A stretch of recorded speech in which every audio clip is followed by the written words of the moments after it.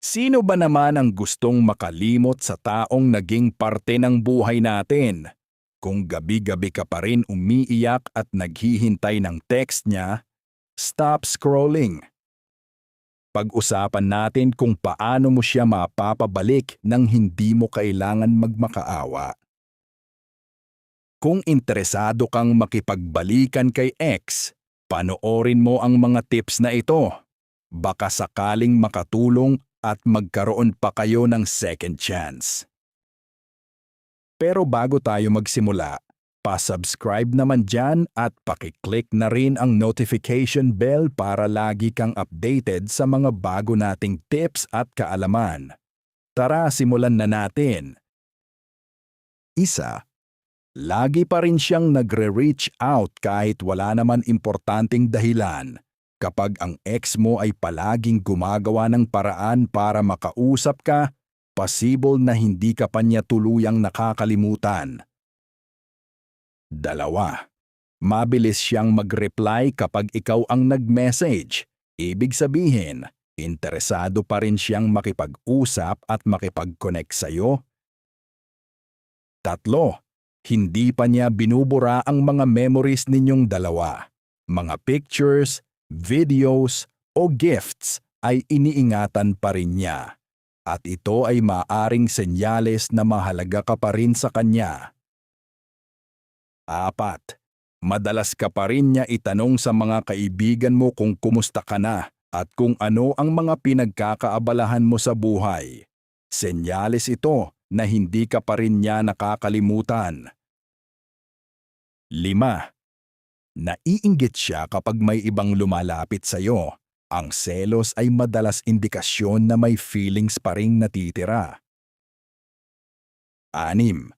Kahit hiwalay na kayo, gumagawa pa rin siya ng paraan para makita ka. Ibig sabihin nito ay namimiss ka pa rin niya. 7. Madalas niyang banggitin ang masasaya ninyong alaala. Kapag paulit-ulit niyang inaalala ang mga good memories ninyo, posible na hindi pa siya totally naka-move on sa breakup ninyo. 8. Nagbago siya para ayusin ang dating problema ninyo. Kung nakikita mong mas mature at mas maayos na siya, maaaring gusto niyang magkaroon ng second chance. 9. Hindi siya pumasok sa bagong relasyon. Senyales ito na may pagmamahal pa rin natitira sa puso niya at umaasang baka kayo pa ay magkabalikan. 10. Kapag may problema ka, lagi siya nandyan para gabayan ka. Ipinaparamdam niya sa iyo na mahalaga ka pa rin sa kanya kahit hiwalay na kayo. 11. Madalas siyang mag-react o mag-view ng stories mo. Simple man ito, pero indikasyon na interesado pa rin siya sa buhay mo. 12. Kapag bigla na lang siya nag-message ng namimiss kita o kumusta ka na, nangangahulugan ito na may feelings pa rin siya sa iyo. 13. Hindi naging maayos ang breakup ninyo.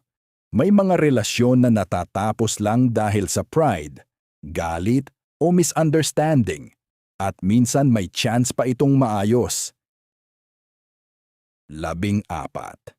Komportable pa rin kayo sa isa't isa kahit hiwalay na. Senyales ito na may natitirang emotional bond pa sa pagitan ninyong dalawa. 15.